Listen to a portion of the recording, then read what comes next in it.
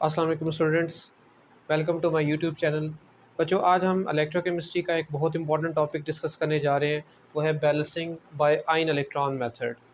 बच्चों, इस मेथड में फर्दर दो बैलेंसिंग की टाइप्स हैं या दो तरह के क्वेश्चन आते हैं।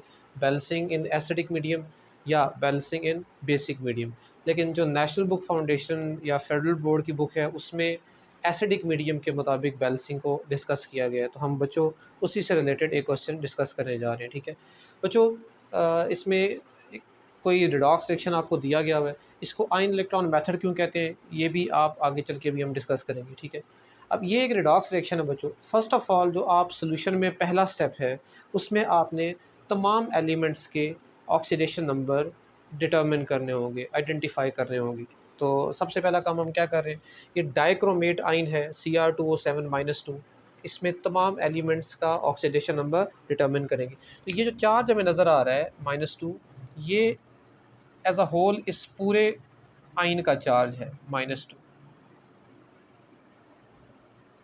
ठीक है, -2 एज अ होल चार्ज है। हमें क्रोमियम का और ऑक्सीजन का ऑक्सीडेशन नंबर डिटर्मिन करना है, जिसके रिलेटेड मैं रूल्स बच्चों ऑलरेडी डिस्कस कर चुका हूँ। काइंडली आप उसकी वीडियो उससे रिलेटेड देख सकते हैं। ठीक है, अब क्रोमियम का ऑक्सीडेशन नंबर +6 है, विच यू कैन डिटर्मिन। ठीक है, और ऑक्सीजन का ऑक्सीडेशन नंबर -2 है। ठीक है, H2SO3 सल्फरस एसिड, इसमें हाइड्रोजन का ऑक्सीडेशन नंबर +1 है। रूल्स में आप पढ़ चुके हैं।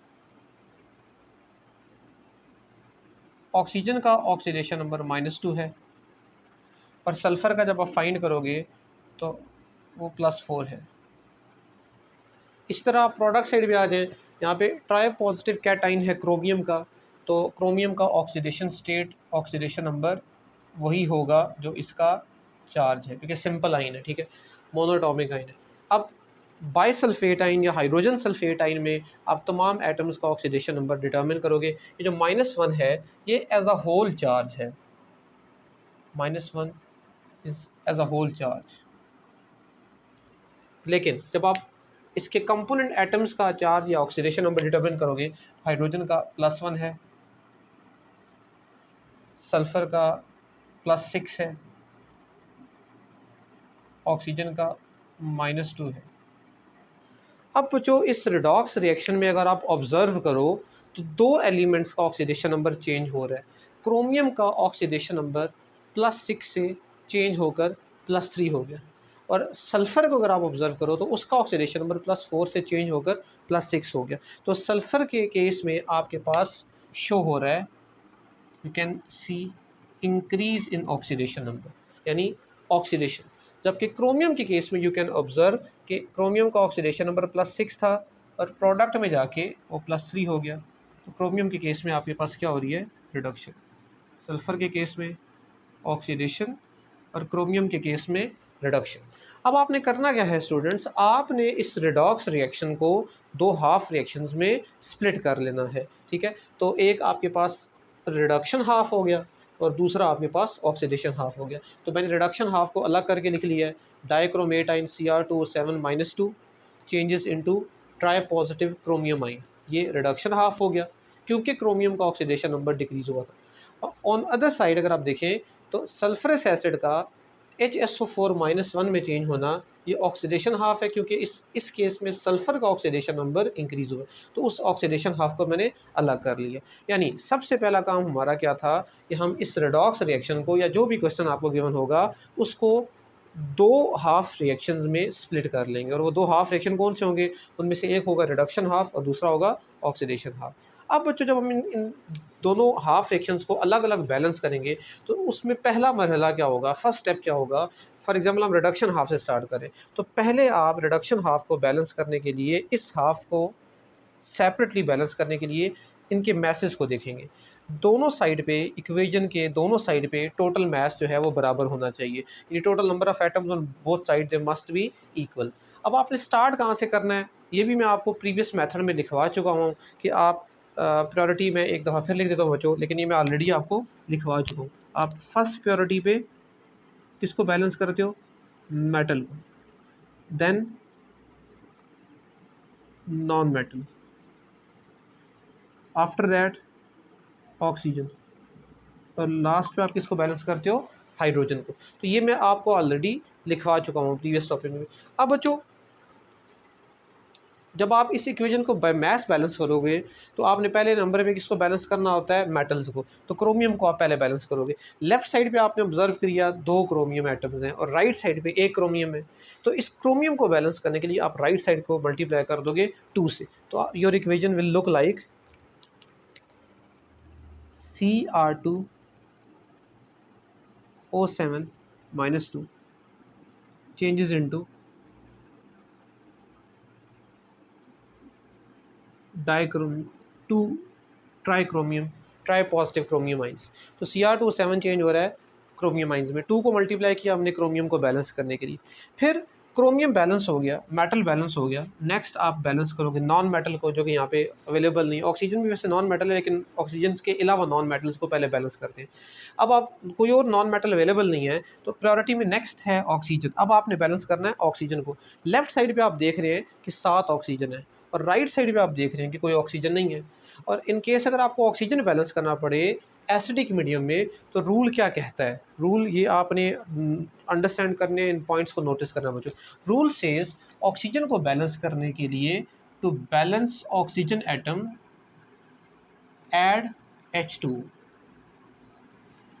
नहीं, आप कह सकते हो add 1 water molecule, add 1 H2O molecule to balance each oxygen atom या पर ऑक्सीजन एटम। हर ऑक्सीजन एटम के लिए आप एक वाटर मॉलिक्यूल क्या करते हो, ऐड। फॉर एग्जांपल अगर आपको 2 ऑक्सीजन नीडेड हैं बैलेंस करने के लिए तो पर ऑक्सीजन आपने एक वाटर ऐड करना होता है। 2 ऑक्सीजन नीडेड है तो आप 2 वाटर ऐड करोगे। 3 ऑक्सीजन नीडेड है तो 3 वाटर मॉलिक्यूल्स ऐड कर दोगे। 4 ऑक्सीजन नीडेड है 4 वाटर मॉलिक्यूल ऐड कर दोगे। तो फी ऑक्सीजन के लिए, पर ऑक्सीजन के लिए आपने क्या ऐड करना होता है, एक वाटर। और इसी तरह अगर हाइड्रोजन एटम्स को, जो प्रायोरिटी में लास्ट पे है, उसको बैलेंस करना हो तो then you add H ions, hydrogen ions आप ऐड करते हो। इसीलिए इसको आइन इलेक्ट्रॉन मेथड कहा जा रहा है। इलेक्ट्रॉन भी आगे जाके हमें ऐड करने पड़ेंगे। तो ऑक्सीजन को बैलेंस करने के लिए यू ऐड वाटर मॉलिक्यूल, और हाइड्रोजन एटम्स को बैलेंस करने के लिए यू ऐड हाइड्रोजन आइंस। ठीक है, एक हाइड्रोजन एटम के लिए एक हाइड्रोजन है। तो अब लेफ्ट साइड पे 7 ऑक्सीजन है, राइट साइड पे आपके पास ऑक्सीजन नहीं है। 7 oxygen atoms are needed on right side, so you will add 7 water molecules.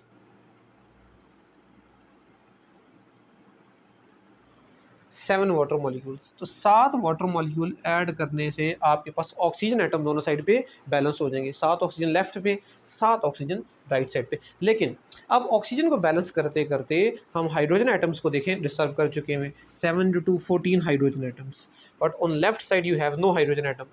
14 hydrogen atoms required हैं।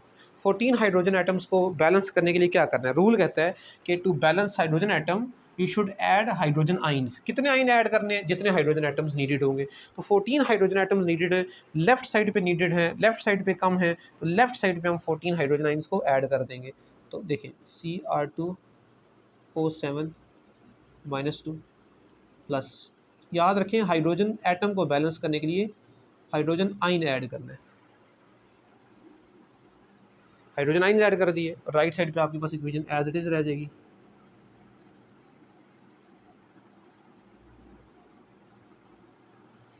Now this equation is balance in terms of mass. अब आपने इस इक्वेशन को बैलेंस करना है इन टर्म्स ऑफ चार्ज। दोनों side का, in left side और राइट साइड का चार्ज क्या होना चाहिए, बराबर। तो now you are going to balance this equation in terms of mass. तो बैलेंसिंग बाय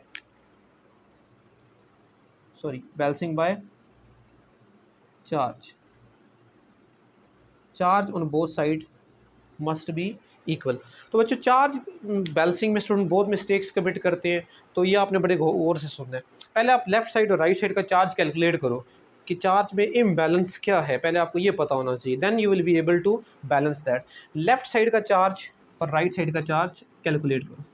लेफ्ट साइड पे कितना चार्ज है बच्चों, डाइक्रोमेट का चार्ज है -2।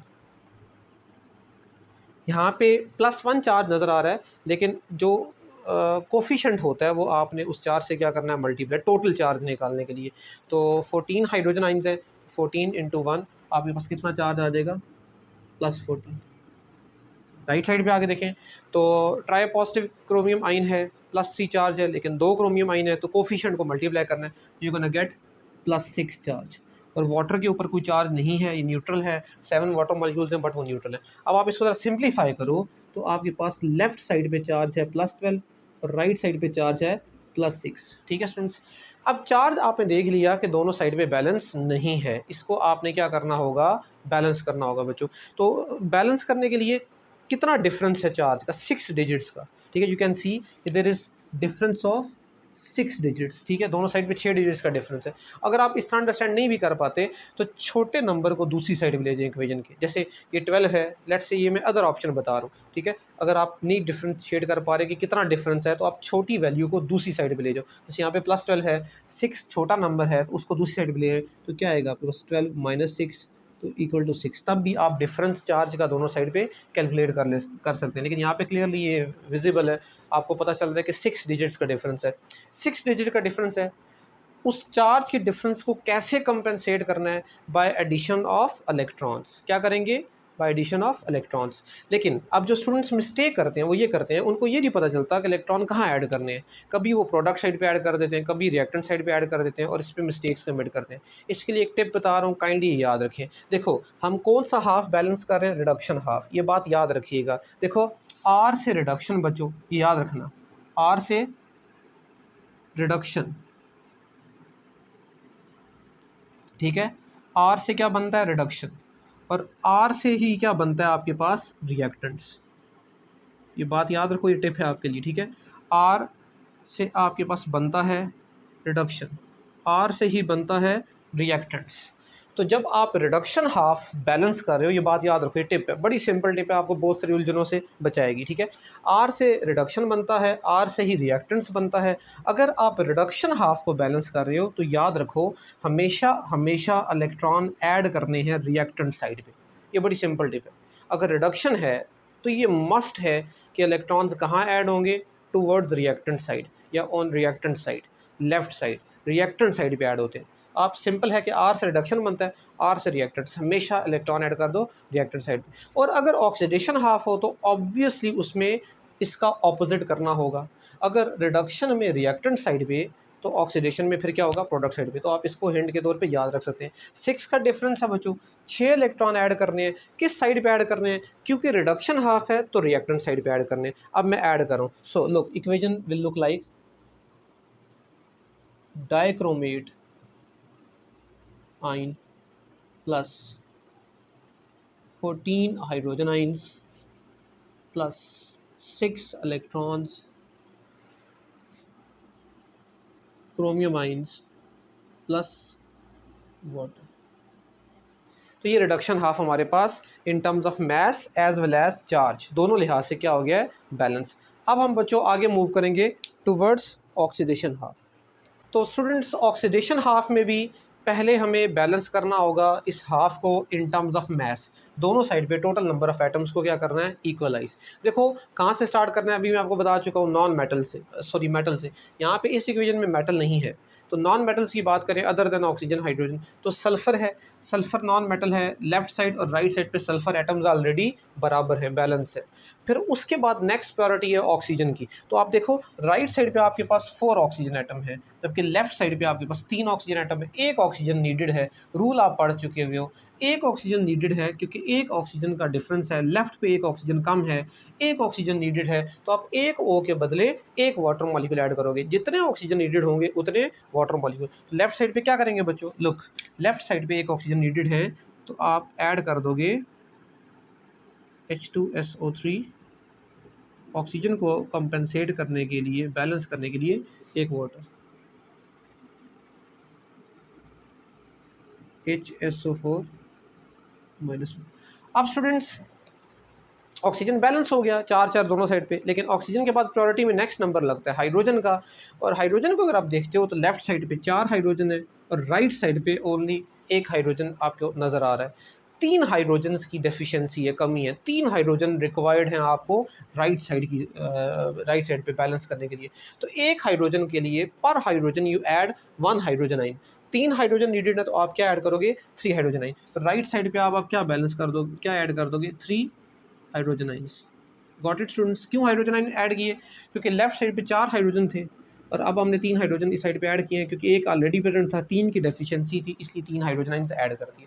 हाइड्रोजन आयंस भी आपके पास क्या हो गए? बैलेंस। अब स्टूडेंट्स आपने इस इक्वेशन को बैलेंस करना है in terms of charge, balancing by charge. Look very very important, ठीक है। चार्ज को बैलेंस करने के लिए मैंने पहले भी आपको समझाया, पहले ये देखें कि इम्बैलेंस क्या है, लेफ्ट साइड पे और राइट साइड पे चार्ज में डिफरेंस कितना है, पहले ये एक्यूरेटली कैलकुलेट करें। तो लेफ्ट साइड का जो चार्ज है बच्चों वो नज़र आ रहा है, लेफ्ट साइड पे चार्ज 0 है, ठीक है, जबकि राइट साइड पे आपके पास -1 और कोफिशिएंट को मल्टीप्लाई करते हैं +3, तो आपके पास कितना चार्ज आ जाएगा? +2, ठीक है, -1 +3, तो उसका डिफरेंस लोगे तो +2 आएगा। अब आपके पास लेफ्ट और राइट का अगर डिफरेंस लिया जाए तो वो डिफरेंस बच्चों 2 डिजिट्स का है, यानी you should add 2 electrons, 2 electron add करने हैं। किस साइड पे ऐड करने समझा चुका हूँ। अगर रिडक्शन हाफ है तो रिएक्टेंट साइड पे, ये रिडक्शन हाफ नहीं है तो इसमें किस साइड पे ऐड करोगे? प्रोडक्ट साइड पे। तो your equation will look like H2SO3 H2O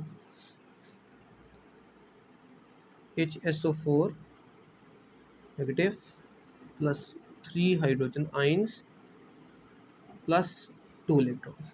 तो ये हाफ रिएक्शन भी आपके पास क्या हो चुका है बच्चों? बैलेंस हो चुका है। अब आपको क्या करना है, एट लास्ट जब आपने इन दोनों हाफ रिएक्शंस को सेपरेटली बैलेंस कर लिया है तो नेट रिएक्शन करने के लिए आप क्या करेंगे? नेट रिएक्शन दोबारा लिखने के लिए क्या करेंगे? एक पॉइंट का आपको ख्याल रखना है, याद रखें बच्चों, रिडक्शन हाफ में जो टोटल नंबर ऑफ इलेक्ट्रॉन्स हैं वो है 6 इलेक्ट्रॉन इन्वॉल्व हैं।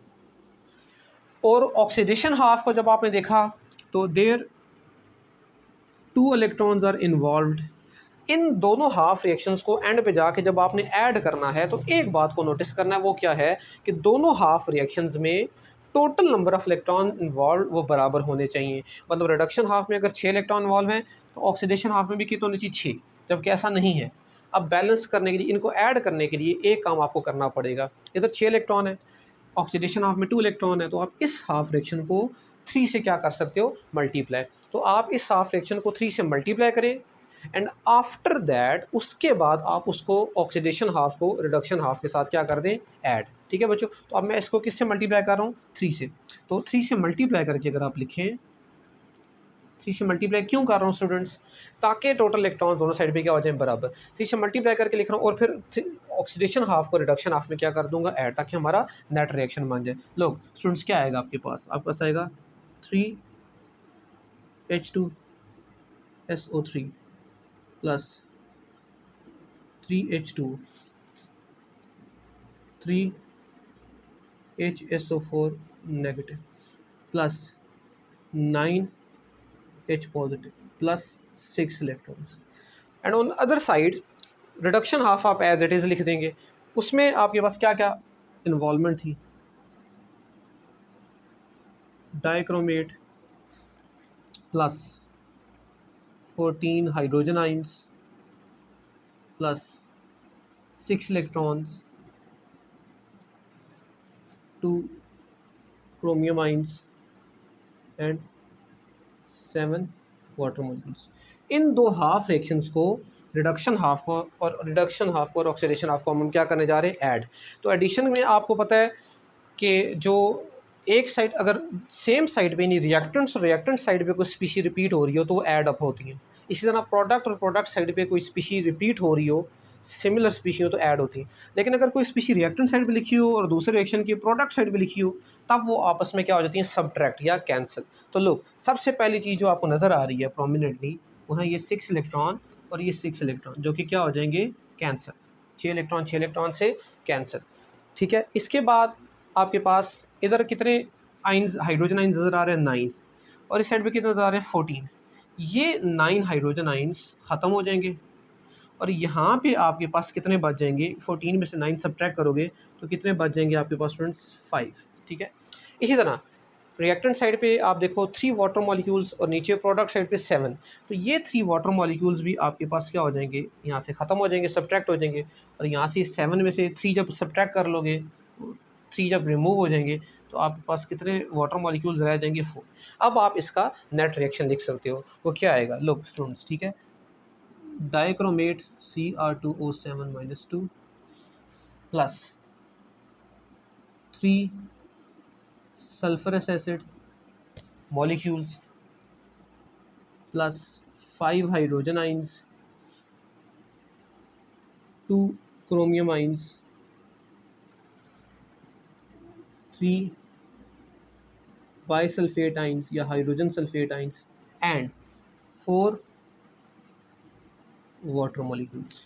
तो अब बच्चों आपके पास रिडॉक्स रिएक्शन जो गिवन था वो बैलेंस फॉर्म में आ चुका है। आई होप सो आपको स्टूडेंट्स लेक्चर समझ आ गया होगा।